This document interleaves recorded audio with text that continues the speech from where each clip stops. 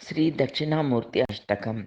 విశ్వం దర్పణదృశ్యమాననగరీ తుల్యం నిజాంతర్గతం పశ్యన్నాత్మని మాయయా బహిరివోద్భూతం యథా నిద్రయా యః సాక్షాత్ కురుతే ప్రబోధసమయే స్వాత్మనమేవాద్వయం తస్మై శ్రీగురుమూర్తయే నమ ఇదం శ్రీదక్షిణామూర్తయే. बीजस्यान्तरिवाङ्कुरो जगदिदं प्राङ्निर्विकल्प पुनः मायाकल्पितदेशकालकलना वैचित्रचित्रीकृतं मायावीव विजृम्भयत्यपि महायोगीव यः स्वेच्छया तस्मै श्रीगुरुमूर्तये नम इदं श्रीदक्षिणामूर्तये.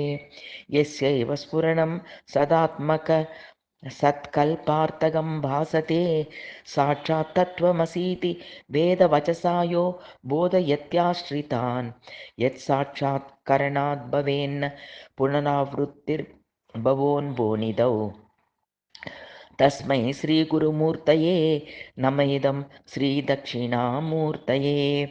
नानाछिद्रघटोदरस्थितमहादीपप्रभाभास्वरं ज्ञानं यस्य तु चक्षुरादिकरणद्वारा बहिः स्पन्दते जानामीति तमेव भान्तमनुभात्येतत्समस्तं जगत् तस्मै श्रीगुरुमूर्तये नम इदं श्रीदक्षिणामूर्तये.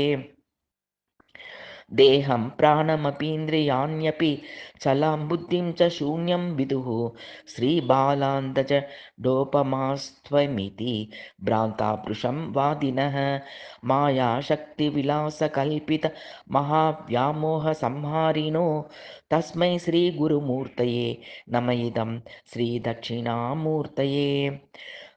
राहुग्रस्तदिवाकरेन्दुसदृशो मायासमच्छादनात् सन्मात्रकरणोपसंहारणतो यो भूत्सुषुप्तः पुमान् प्रागत्स्वात्समिति प्रबोधसमये यः प्रत्यभिज्ञायते तस्मै श्रीगुरुमूर्तये नम इदं श्रीदक्षिणामूर्तये.